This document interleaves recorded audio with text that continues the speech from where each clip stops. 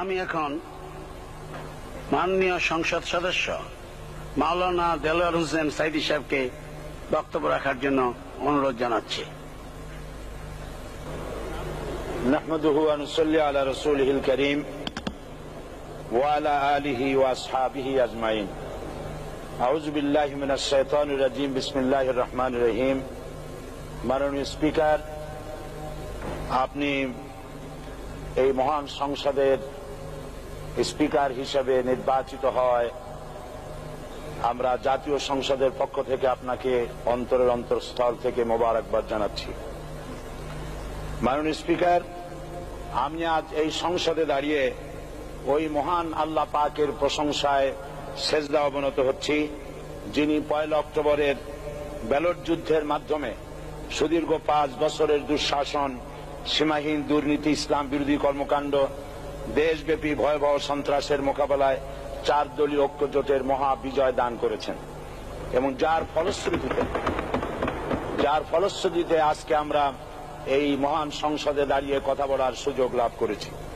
মাননীয় স্পিকার, আপনার মাধ্যমে আমি আমার অন্তরের অন্তঃস্থল থেকে দেশবাসীকে ধন্যবাদ জানাই। বিশেষ করে আমার নির্বাচনী এলাকা পিরোজপুর, নাজিরপুর, ইন্দুরকানীবাসী ভাই বোনদের প্রতি কৃতজ্ঞতা জানাই, যাদের অক্লান্ত পরিশ্রমে এবং মূল্যবান ভোটের মাধ্যমে আমি নির্বাচিত হয়ে মহান সংসদের সদস্য হওয়ার সুযোগ লাভ করেছি। মাননীয় স্পিকার, বাংলাদেশের 13 কোটি মানুষকে যারা পরিচালনা করবেন, আজকে তারাই এই মহান সংসদে বসে আছেন। আমি আপনার মাধ্যমে তাদের উদ্দেশ্যে কিছু কথা বলতে চাই। জবাবদিহিমূলক সরকার, কল্যাণমূলক সরকার ও সুস্থ প্রশাসন, এই বাক্যগুলি আমরা প্রায় শুনে থাকি। এই বাক্যগুলির অর্থ সরকার স্বৈরাচার নয়, বরং জনগণের কল্যাণে জনগণ নিকট দায়বদ্ধ সরকার, যা আব্রাহাম লিঙ্কনের ভাষায় by the people, for the people, of the people. বর্তমান পৃথিবীতে মূলত গণতান্ত্রিক দেশে এখন সরকারকে বিবেচনা করা হয়। এরূপ সরকারের জনগণের সার্বভৌম ক্ষমতার উৎস হিসেবে বিবেচনা করা হয়, অর্থাৎ সংখ্যাগরিষ্ঠ প্রতিনিধিদের প্রণীত আইনই হল আইন এবং নির্বাচিত হবার পর সরকার হয়ে পড়েন সমগ্র জনগণের, আর বিরোধী দল হয় ছায়া সরকার। মাননীয় স্পিকার, সরকারকে সঠিক পথে পরিচালনার জন্য বিরোধী দলকে অপরিহার্য বিবেচনা করা হয়। বর্তমান গণতান্ত্রিক চেতনা বেশি পুরনো নয়, মানুষ মূলত রাজতান্ত্রিক স্বৈর শাসনের সাথেই বেশি পরিচিত। বর্তমান পৃথিবীতে গণতান্ত্রিক শাসন ব্যবস্থায় জবাবদিহিমূলক, কল্যাণমূলক, স্বচ্ছ প্রশাসনের যে কথাবার্তা আমরা শুনতে পাই, এর প্রথম উপস্থাপক হলেন বিশ্বনবী হযরত মুহাম্মদ রাসূলুল্লাহ সাল্লাল্লাহু আলাইহি ওয়াসাল্লাম। বর্তমান গণতান্ত্রিক ব্যবস্থাপনার সাথে ইসলামের মূল পার্থক্য হল সার্বভৌমত্বের ধারণা নিয়ে। ইসলামের দৃষ্টিতে সার্বভৌমত্বের মালিক জনগণ নয়, মালিক হলেন আল্লাহ রাব্বুল আলামিন। কিন্তু সরকার গঠন ও পরিচালনা জনগণের ইচ্ছার ভিত্তিতে হতে হবে। জনগণের ইচ্ছার বিরুদ্ধে ক্ষমতায় থাকার অধিকার ইসলামের স্বীকৃত নয়। মাননীয় স্পিকার, সাধারণত লক্ষ্য করা যায় সরকার, সরকারি কর্মকর্তা, কর্মচারী বৃন্দ জনগণের উপর নানাভাবে জুলুম, নির্যাতন বা শোষণ করে থাকে। জনগণের খাদেম না হয়ে তারা হয়ে পড়েন জনগণের প্রভু। তারা জনগণের সম্পদকে তসরুপ করে।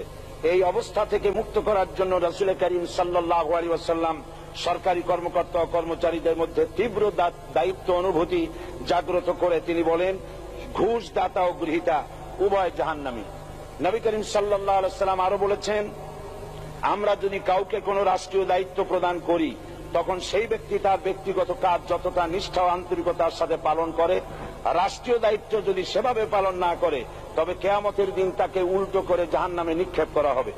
রাষ্ট্রীয় সম্পদ তসরুপের ব্যাপারে কঠোর হুঁশিয়ারি উচ্চারণ করে বিশ্বনবী মুহাম্মদ রাসূলুল্লাহ সাল্লাল্লাহু আলাইহি ওয়াসাল্লাম বলেছেন, রাষ্ট্রীয় দায়িত্ব পালনকারী কেউ যদি 1 টুকরা সুতা বা তার চেয়েও ক্ষুদ্র কোনো জিনিস খেয়ানত করে, তবে কিয়ামতের দিন খেয়ানতের বোঝা মাথায় করে তাকে উঠতে হবে। মাননীয় স্পিকার, আল্লাহ রসুল যে সরকার ব্যবস্থা প্রতিষ্ঠা করেছিলেন, তা সত্যিকার অর্থে ছিল জনকল্যাণমূলক সরকার। তার সরকারে দায়িত্ব পালনকারী ব্যক্তিবর্গের মধ্যে চরম দায়িত্ব অনুভূতি জাগ্রত করে দেওয়া হয়েছিল। এটা সম্ভব হয়েছিল কেবলমাত্র আখিরাতের তীব্র বিশ্বাস ও মহান আল্লাহর দরবারে জবাবদিহিতার অনুভূতির মাধ্যমে। মানুষের নিকট জবাবদিহিতা পাশ কাটিয়ে যাওয়া যায়, কিন্তু আল্লাহর নিকট জবাবদিহিতা পাশ কাটানোর কোনো সুযোগ নেই। মাননীয় স্পিকার, নবী করিম সাল্লাল্লাহু আলাইহি ওয়াসাল্লামের সরকার ব্যবস্থাপনায় সবাই যেমন আইনের দৃষ্টিতে সমান অধিকার ভোগ করেছে, ঠিক তেমনি ভাবে রাষ্ট্রের নাগরিক হিসাবে সবারই মৌলিক চাহিদাসমূহ পূরণ হয়েছে। ঋণগ্রস্ত এতিম অসহায় জনগণ রাষ্ট্রীয় তহবিল থেকে সহযোগিতা লাভ করেছে। মূলত এটা জনকল্যাণমূলক সরকারের ধারণা বিশ্ববাসী তখনই প্রথম অবলোকন করে।